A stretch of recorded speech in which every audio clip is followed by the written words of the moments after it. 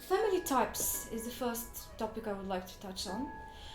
And they tend to be two main types of families, astrologically as well. But every kind of family is concentrating mainly on two things, on protection and preparation. And both of these two families that will follow are trying to do these things, but in a completely different way. They're like two opposite strategies. And the family types are usually made up of the environment that all the members of that group create together in their relationship to each other and how they approach the whole thing about how we are as a family, whether we're closer, whether we're more closed off as a group, or whether we would like to open to the world more. But ultimately, everything revolves around protection and preparation. So, do we want to keep ourselves away from the world and somehow hide so that we can feel more protected within the family unit? Or is it that we're trying to get things from outside in and in this way enrich everybody that's part of our group? And all forms of verbal and non-verbal education and communication between the members of the family, if we look close at it, we can see that it's designed to do one of those two things, more than the other. Usually that's the case. And every family is ultimately trying to give the children some sort of resources and strengths and tools to play out in the world.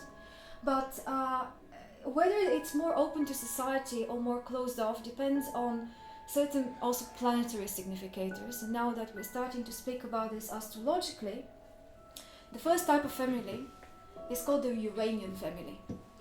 The Uranus is the shocker planet in astrology. It's one of the slow planets, one of the three which is very, very distant from the Earth in the solar system.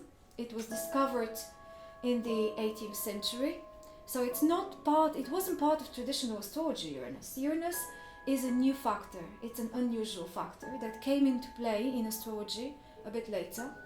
And it is also a significator of change in the way the world is not just governed, but also people's relationships and the way we look into things nowadays. The Uranian family is a very independent family. The people that take part in this family are stimulated to discover their own individualities and to explore out there in the world, not being fearful that they may get out of a particular pattern that is set within the family. They are stimulated within the group to be different, to not to be afraid to be different. And there is this sense that if someone goes out and learns something that we're not very comfortable with, culturally let's say, or just the other members of the family are not very familiar with, say someone's traveling or studying an unusual topic or working in a profession that nobody else ever dared to in that group many centuries and generations past. This is in the Uranian families, that's not considered to be a problem.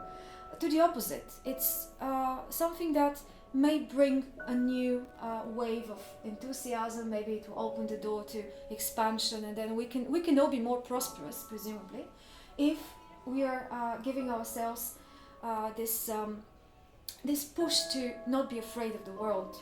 So these sorts of families are very playful usually. They kind of experiment within the group.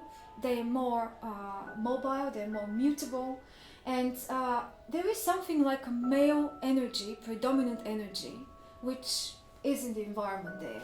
We can call it a solar energy. That's why I've said here solar myths.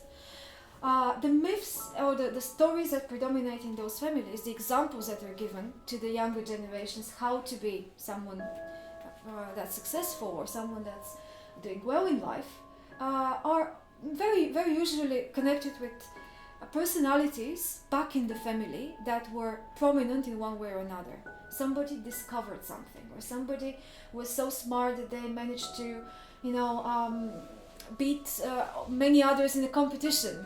Or there are very solar myths going through the family. And by solar, I mean individualistic, personality related. So what is really valued within those families is to be a personality, to be someone that's not afraid to first look for and then discover what their own inner potential is about. Uranus is very often mentioned among the planets of astrology because it stimulates individual discovery and the freedom of being different or being not that much different for the sake of difference. That's not the point. The point is not to try to make myself interesting because I have a difference or some sort of eccentricity in a way, but it's about really channeling my own personal potential.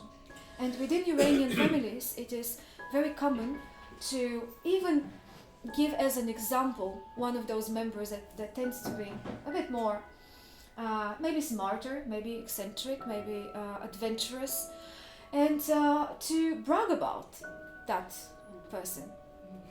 In the Iranian family, it's just the kind of atmosphere that is developed, not because every one of the members is particularly individualistic or special, even that may be a problem if someone is not that special. I'm getting a little bit from backwards to, talking about the disadvantages of these sorts of families. First, that what if you were one of those sensitive people that actually cares more, not that much about participating outside in life and being successful in your job, let's say, or in exploring the world, but you're more a family-oriented person, one that wants to be cozy at home and, to get the care of more of a motherly atmosphere, then you probably won't feel very well in these sorts of families, if you happen to be born in one. And we cannot choose in what kind of family we are born in, and what's the predominant theme. These tend to be the two predominant themes. And if the solar myths are very strong and you are pushed to prove yourself, to be special, to be not just one of the many that's getting lost, a lost voice in the group that's repeating what everybody says and doing what everybody says, but you are more Saturnian person than or a lunar person, more sensitive, more conventional, more deliberate, then you would probably feel very lonely, and the atmosphere of that family will be felt quite cold. And then another person in the same family maybe feeling completely different, but it's the same atmosphere. These sorts of families are meant to be bearing the leaders in the world, those that would dare to be a little bit more active, more aggressive, more outgoing, people who are ready to go out and fight for what they want. So these are Saturn, Sun, Mars teams here. Yeah? Actional. What is quite good about most personalities coming from these families is that they tend to be quite tolerant. This is another sign of Aquarius, that Aquarian people are not judgmental. They tend to be willing to listen to everybody's opinion and to kind of form those groups, and to be, even though they would be selective about who they hang out with at the end of the day, very selective. But the Aquarian energy is one that really doesn't know, or at least doesn't want to, be over other people, to govern them or to boss them around. It is an energy that is cooperative. It wants to make teams, and it really values the contribution of everyone in the team, and wants to be inviting to everyone to participate in their own way, however they want, whatever they can do, in that group that is then eventually fighting for something. This is very Aquarian, it's very Uranian.